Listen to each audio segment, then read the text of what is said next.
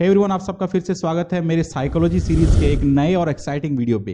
ये है यूट्यूब और आप देखना शुरू कर चुके हैं my life lens diaries YouTube channel. इस वीडियो में हम बात करने वाले हैं एक नए टॉपिक के बारे में, जिस टॉपिक का नाम है regression to the mean. Regression to the mean, इसका मतलब क्या है पहले ये हम जान लेते हैं।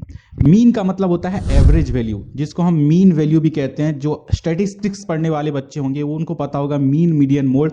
मीन का मतलब होता है एवरेज, यानी एक व्यक्ति अगर एक एग्जाम में 10 मार्क लाता है, दूसरे एग्जाम में 30 मार्क लाता है, तीसरे एग्जाम में 20 मार्क्स लाता है, तो तीनों एग्जाम का एवरेज क्या निकलेगा? 30 + 20 + 10 डिवाइडेड बाई 3, यानी 30, 20, 50, 10, 60 डिवाइडेड बाई 3 यानी 20। अब इसका जो एवरेज हमको निकल के आया वो है 20, जबकि उसने 10 भी मार्क रखा है, उसने 30 मार्क भी रखा है। तो हमने एवरेज 20 क्यों बताया? क्योंकि इसको बोलते हैं मीन वैल्यू, यानी वो जो एक्सट्रीम बिहेवियर दिखाता है उसको हम नेग्लेक्ट कर देते हैं। यानी जब वो 30 रख देता है तो हम ये नहीं कहते कि वो बहुत बड़ा टॉपर है, जब वो 10 रख देता है तो हम ये नहीं कहते कि बहुत बड़ा फेलियर है।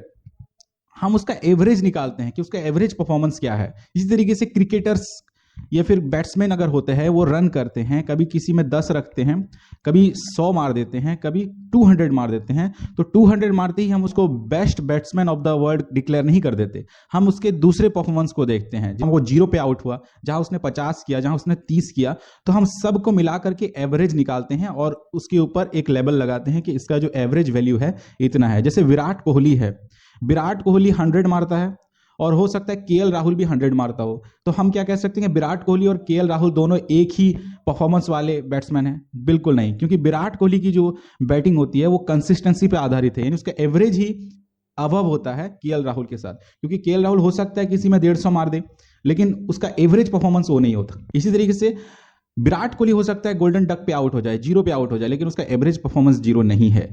तो किसी का भी आकलन हम करते हैं तो उसके मीन वैल्यू से आकलन करते हैं। इसी तरीके से आप इसको अपने लाइफ में कैसे एप्लीकेबल कर सकते हो? इसको लाइफ में अगर आपको एप्लीकेबल करना है तो आपको एक चीज का ध्यान रखना पड़ेगा। अगर कोई आपसे बहुत ही एक्सट्रीम बिहेवियर दिखाता है, एक्सट्रीम बिहेवियर का मतलब क्या है? बहुत ही बुरा व्यवहार दिखाता है, तो ये एक एक्सट्रीम हो गया। बहुत ही अच्छा व्यवहार दिखाता है तो ये भी एक एक्सट्रीम हो गया, यानी गुडनेस में एक्सट्रीम या फिर बैडनेस में एक्सट्रीम।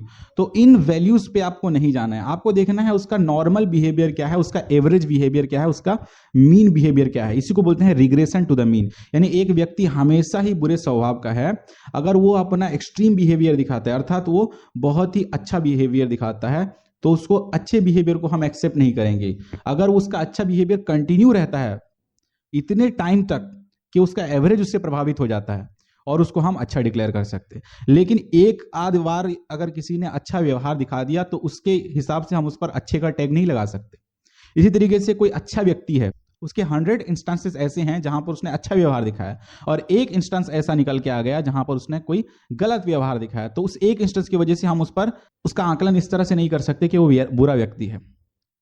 तो इसको बोलते हैं रिग्रेशन टू द मीन। भी कोई एक्सट्रीम बिहेवियर दिखाता है तो हमें वेट करना चाहिए उसके नॉर्मल बिहेवियर का, उसके मीन बिहेवियर का।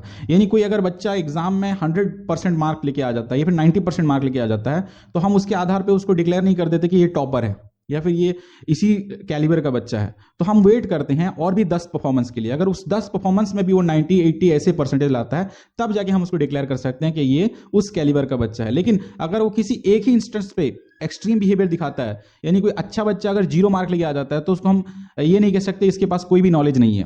हो सकता है वो एक एक्सट्रीम बिहेवियर हो। इसी तरीके से कोई एवरेज बच्चा अगर कोई अच्छा परफॉर्मेंस दिखाता है तो उसके आधार पे हम उसको नहीं कह सकते कि वो तो उसका परफॉर्मेंस हमेशा ही अच्छा आएगा। इसको बोलते हैं रिग्रेशन टू द मीन। इसको आप अपने रियल लाइफ में भी अप्लाई कर सकते हैं। किसी व्यक्ति को पहचानेंगे तो उसके एक्सट्रीम बिहेवियर से नहीं पहचानेंगे, उसके एवरेज बिहेवियर से पहचानेंगे। जैसे अगर कोई आप रिलेशनशिप एस्टैब्लिश करना चाहते हो तो उस रिलेशनशिप को भी आपको समझने के लिए रिग्रेशन टू द मीन ये फॉर्मूला का इस्तेमाल करना पड़ेगा। यानी हो सकता है उसका बिहेवियर आपसे बहुत ही अच्छा हो सकता है आपका बिहेवियर उसको कुछ समय के लिए उसने बहुत ही अच्छा कर लिया आपके साथ, तो इस चक्कर में मत आइए। आप उसके एवरेज बिहेवियर को देखिए कि वो लोगों के साथ कैसे बिहेव करता है और बाकी दिनों में वो कैसे बिहेव करता है।